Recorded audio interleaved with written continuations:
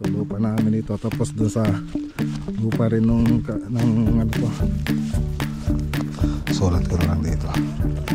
Bigyan namin kayo ng sticker. Ayan o sir. Ate.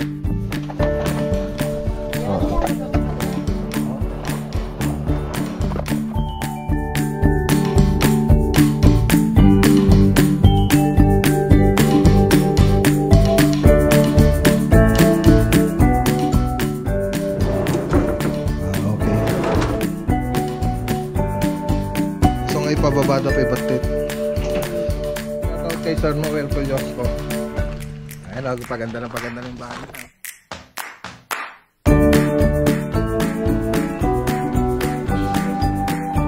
Dapat okay na. So ganun din pag so lahat ng para pwede na rin gawin mo.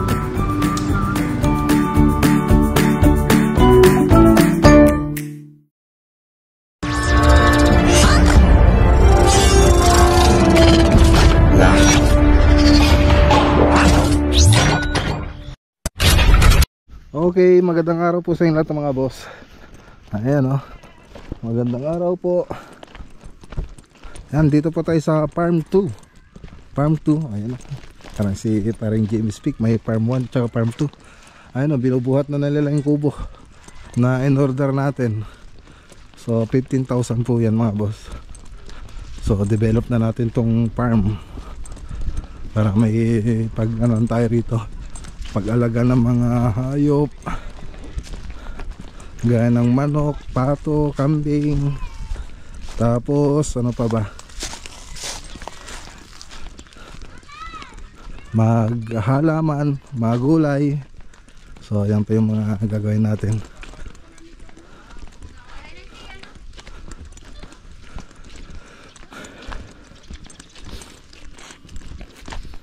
Kabubuhat lang nila. So napadaan nila dyan oh.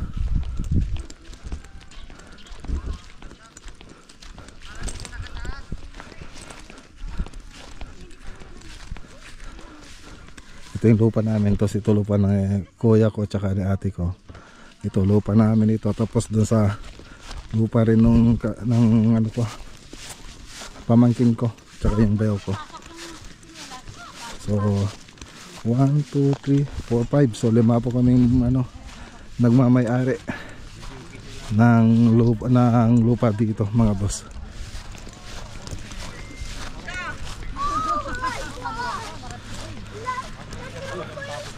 Okay na. Tamang-tama lang yan. Hi. Amazing throw. Na-throw ko yung skippers ko sa laba at tingnan mo, nanay. Pa naman to eh. Papa, tingnan mo yung skippers ko sa laba. Wow, oo nga. Andyan nga. Oh, merenda muna kayo, boss. Merenda muna kayo. Ayun oh. Oh, merenda, may merenda doon. Pasok kayo. Halika daw. Ano yung sinabi mo kanina? Sabi be. Sinabi sa kanina. Ano yan? Wala kong dala. Mag-bread ka lang. Doon na lang kay Mrs. Kay Mrs. niya po.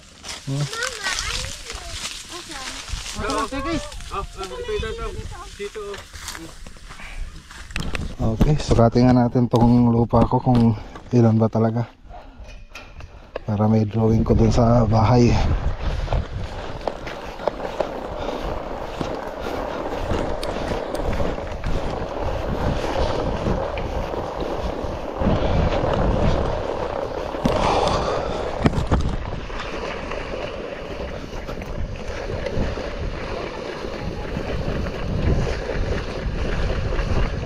Ayan mga boss oh. Bigyan namin kayo ng sticker. Ayan o sir. Hati-hati na kayo dyan. Salamat po. Thank you sir ah. Sa ulitin.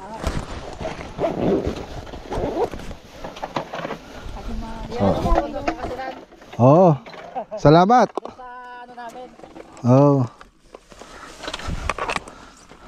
Now we have another small house. So 17 meters.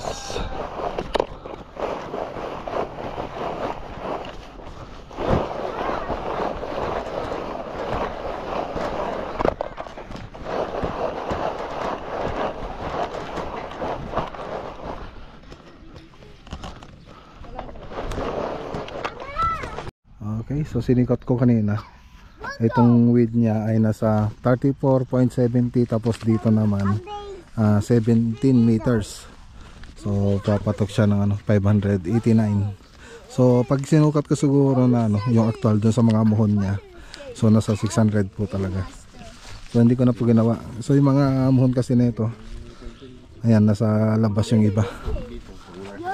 So hindi ko na po in-actual. So partial lang, parang ano ko lang, para magkaroon lang ako ng idea. So, pero sabi nila nasa 600 square meter. So maaring hindi iskolado yung ano natin, kaya ganun, may kulang. Okay. Okay, tara na. Tara na mga boss. So sila, diyan na sila sasakyan sa Tangkulong. Tayo pupunta pa tayong Aguilar. Kaya doon yung mga bata. So magkaiba kasi kami ng way. So tara. Okay, dito naman tayo sa Barangay Calcid, Aguilar, Pangasinan. So ayan mga boss. So punta tayo rito para i-update yung modular kitchen cabinet. So wala pa po yung granite nito, pero gusto kong makita kung maayos naman yung pag-install ng mga modular, para pag dating ni crystal granite, pag maglalagay na siya ng mga countertops ay wala nang problema. So yun po yung titignan natin dito. So yun na kasi yung susunod na gagawin natin dito mga boss, yung granite countertops. Okay, dito na tayo. Ayan, oh. Dito ulit tayo mga boss. So tingnan lang natin yung modular cabinet nila. So nakabukas naman itong bahay. Puntahan natin.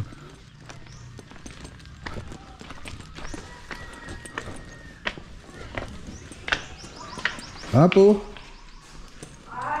Mother Spasyarak kita klati aramid da lumayat. Okay, so ito na.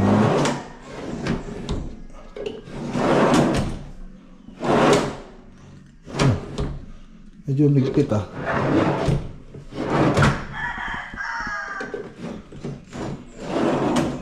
ayan.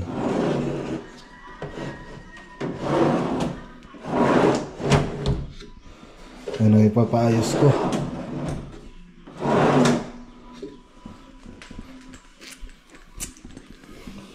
Sumasayad. Yan isa. So pwede na akong balikan ito sa sunod na araw. So ito yung isang ipapaayos ko. Tapos yan, okay naman na dito. Tapos dito okay. Okay. So ayos naman dito. Yung pull out basket.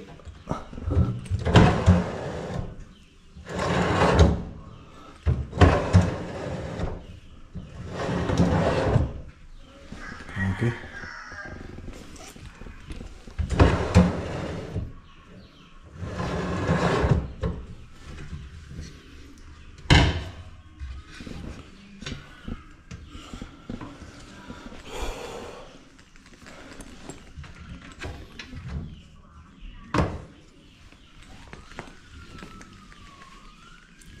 Okay, ayos.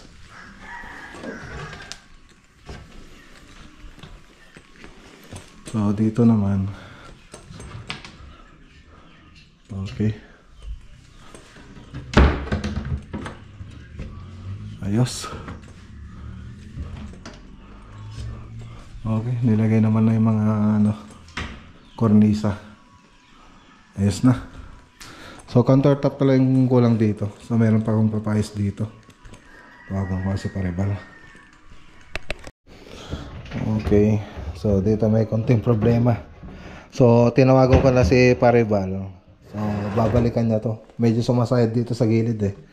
So ang gagawin niyan, i-adjust ito. I-adjust itong partition. Ipapaganito natin. Tapos dito syempre hindi na to magagamit. Itong isa. Medyo papalaki na lang natin ito. So gagawa tayo ng ibang pintuan. para may adjust. Tapos dito, ang isang problema dito, hindi nila ibinaba. So sumasayad siya rito. So ito lang, itong drawer guide lang ang i-adjust natin. I-adjust lang natin ito, ibaba natin. Yan, pwede pa namang ibaba. So ibaba lang natin ito. Tapos siyempre itong takip dapat ganito pa rin. So yun ang isang problema. Medyo gusto ko pag sinara soft close. Kaya nga bumili tayo ng soft close eh. Tapos hindi magiging soft close. O, ganyan dapat, ganun. So natin dito. Yan o. Siyempre ayan, ganyan dapat dito. Medyo may hinto siya eh. Kasi nga sumasayad doon. So yan ang pinunta natin dito. Buti na namasyal tayo rito para makita. So yan lang. So karaniwan naman na meron ng mga ganyan na nangyayari sa mga project. So lagi namang meron, hindi naman nakukuha ng perfect talaga. So kaya naman tayo namamasyal sa mga project para tingnan yung mga mali. So yan yung mga nakita natin mali. Okay. Okay, so yan lang naman yung pinunta natin dito. So ayan, paparepair lang muna natin yan. So sa Lunes balik sila rito. Madara, palakon. Yan, palakpay. Agsublida to Lunes, iparepair ko ito dumatoy. Wata medyo narigat nga luktan eh. Nakita ya? Yan. So ajay. Ate medyo narigat nga luktan ta atoy. Ate sa may side gamin. So iside ta. Isong ay pababada pa ibatit. Doon na pintas. Pababada. Tapos ate banda na to, iyakar ko ato, ipaka-J ko pa eh. Ta sa may side ito yun eh. Wala ate kinakwada nga na bayag idi. Sigar mother, palakon. Pakamusta lang kay Sir Noel.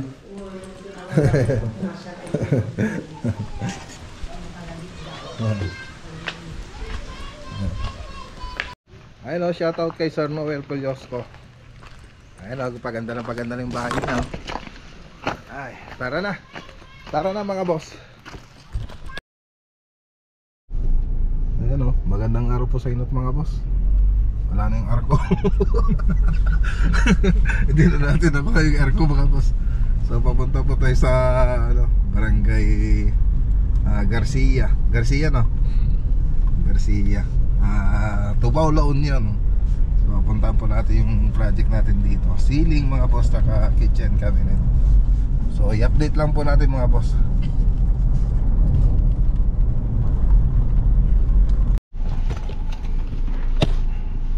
Okay.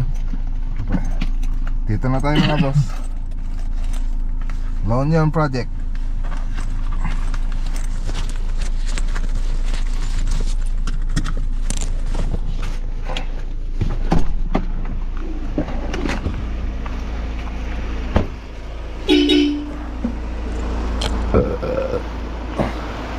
Okay, ano?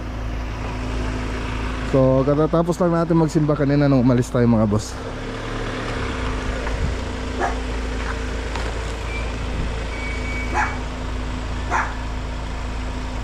Okay. Ayos. Yan yung level niya. Mag-ano kayo ng ano dito, pulse beam. Mag-pulse beam kayo ng ano dito 20. At lalagyan natin ng ano yun. Lagyan natin ng hardiplex. Yan na. Ayan mga boss. Para pag yung tubig hindi ano. Ay, magpapag-extension rin pala yata sila dito. Wag nyo na lagyan. Oo.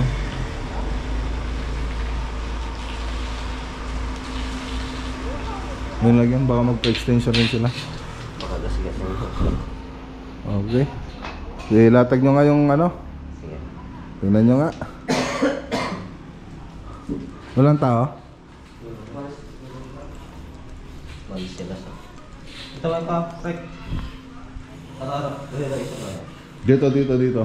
Umpisan niya rito. Check natin yung mga level.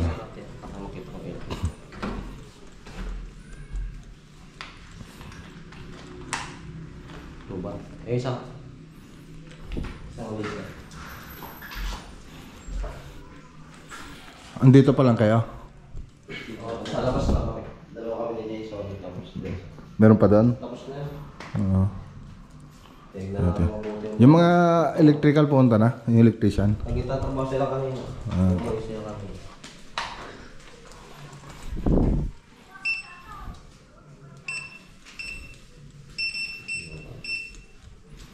Hindi ka magtulo na eh. Tapos yung sirgi dyan. Tandalapos na dyan ka.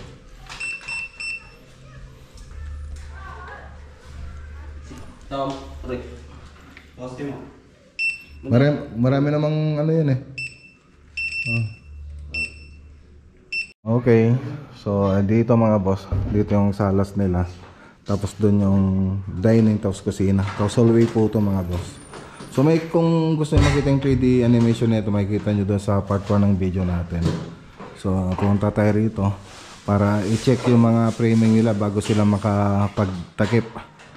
So yun ang dahilan kaya kahit linggo pumunta tayo rito para ma-check muna natin bago nila takpan yung ceiling natin. So dito tapos naman na. So nakapag-frame na sila rito pati doon sa harapan. So tignan naman natin dito sa likod.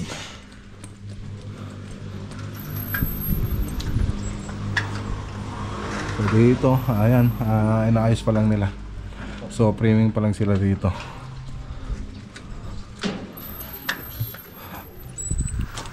Ayan, gusto ko kasi masiguro mga boss yung mga framing. Pag nagkamali na tayo dito sa framing, lahat mali na mga boss. Pag magtatakip ka, kung may liko yung framing mo, pag magtatakip ka, talagang magkakaroon ng liko. So habang nasa first step pa lang tayo, dapat okay na. So ganun din pag magmamasilya ka, kung liko yan, talagang may liko pa rin kung hindi maganda yung framing mo. Tapos yung level mo, mga tansi, dapat yun ang mga importanteng maayos nila. Okay. So hindi ko kasi makita masyado eh.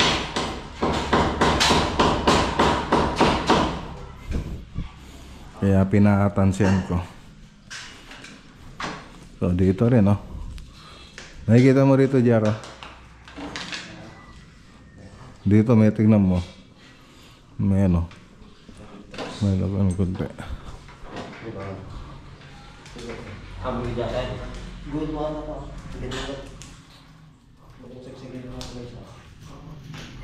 Masosobran nyo kasi.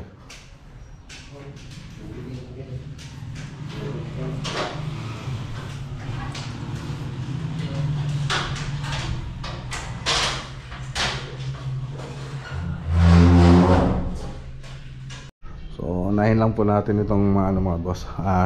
Pag framing, so chinek ko naman yung mga level niya, okay naman na. So meron lang kunting mga liko na gusto kong i-repair nila bago sila magtakip. Kasi malalaman din natin yan na hindi nila ni-repair yan pag nagtakip sila. So pag nagtakip sila, meron tayong liko niya na makikita dyan, siguradong hindi nila ni-repair yan. So siyempre, hindi makakalusot sa atin yun. So yun ang titingnan natin. Tapos siyempre sa pagtatakip, may style din po dyan. Dapat kung ano yung pagtakip ninyo, yung mga sumusobra na andun sa linya natin gaya na ito, kung nagtakip kayo ng paganyan, dapat kung yung framing na yan, dapat lilitaw yan. So hindi pwedeng yung takip natin sumobra dyan sa framing. So dapat bago nila takpan itong nasa gilid, dapat natabasan na nila yung takip nila dito. Dapat sakto-sakto lang. So mas okay pa yung kumulang sila kaysa yung sumobra. Kasi pag yung kulang, pwede pa yun. May didiretsyon natin yung pag nagtakip tayo rito, tapos makamasilyan natin. Kaysa naman yung sumobra, tapos nila tatakpan nila dito. So yun ang mas mahirap na i-repair. So sa framing dapat ano okay na. Tapos sa pagtakip may style pa rin, wag lang yung basta takip ng takip. Siyempre pagkatapos natin magtakip dyan, lalagyan pa po natin yung fiber tape po yan bago tayo magmasilya. Magmamasilya tayo na may fiber tape. So ganun yung gagawin natin. So ayan, pinapaturo ko kay Jerry mga nakita kong mali. So yun lang naman kasi yung titignan ko sa mga pupunta nating project. Unang-una, ituturo ko yung mga design, tapos yung mga sukat na gagawin nila na nakabase sa 3D animation natin. So pag naituro ko na yun, na nagkaintindihan na kami nung ang inassign ko dito na maghawak ng project, babalik po ako para tingnan ko kung tama din yung mga tinuro ko. Tapos siyempre pagbalik natin, titingnan din natin yung mga mali na nakikita natin na dapat na ayusin. So yun lang po naman yung natin dito, ginagawa natin. Okay, so yung mga kwarto na ito mga boss, nasa taas po. So yung mga ikikisame po natin yung karaniwang ginagawa natin na cove design sa mga kwarto. So ganun po yung mga ilalagay nating design na sa mga kwarto. So lahat ng mga project natin, at pag nag-estimate tayo, ganun po yung dinidesign natin, cove design sa mga kwarto. Siyempre kung gusto nyo ng flat, mas mura na naman po yun. Siyempre mas maliit yung mga gastos, tapos mas konti rin yung labor tsaka materials niya kung ikukumpara mo yung flat ceiling. So gaya dito, kung flat ceiling lang po ito, sandali lang po ito matapos. May design po tayo kaya medyo tumatagal. So ganun po yung yan, kaya mas mahal yung may design kaysa sa flat ceiling. So pag tumatanggap pala kami ng mga project mga boss, so labor and materials ano na po yun, siyempre kisame, nakamasilya na po siya, tapos may kornisa na po namin. So lahat ng mga dugtungan niya, lahat ng dugtungan ng mga gypsum board, mga kantuhan, so nilalagyan po natin ng fiber tape po yan. So 2 beses po tayo nagmamasilya para mas makinis. Kaya yung mga pintor, hindi na po sila mahirapan na magpintura, kasi yung pinakamahirap na ginagawa ng mga pintor ay ginawa na natin. So ganun po kami tumanggap. Siyempre hindi pa po kasali yung electrical. So yan, hindi po kasali yun sa natin, sa pag-estimate sa mga pag tumatanggap po tayo. Electrical, ilaw, tapos paint, depende na lang po yun kung ipapagawa po sa atin. Sa electrical naman, kung wala po silang electrician, ay tayo po yung maghahanap ng electrician, tapos sila na po yung magpapasahod, sila mga adam na po. So ganun po yun. Sa mga ilaw naman, meron po tayong mga supply niyan. Tapos sa pintura, siyempre pag-uusapan na lang namin kung gusto nilang kami yung magpipintura o sila na lang. So ganun lang po naman yung mga boss. Okay, punta lang kami dyan. Baka na dito, tignan mo mabuti ah.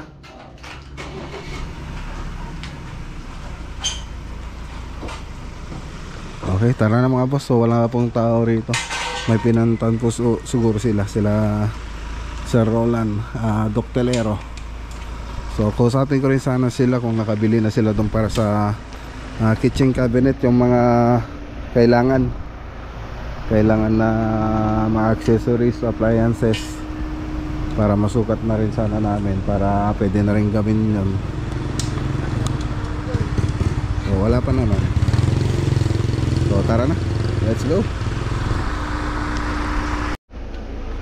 Okay, so tara na mga boss, let's go. So linggo, sabi nila kasi gusto nila magtrabaho kung diretso na rin daw nila. So wala nang uwian. So next Sunday po, ay next Saturday, so sila uwi.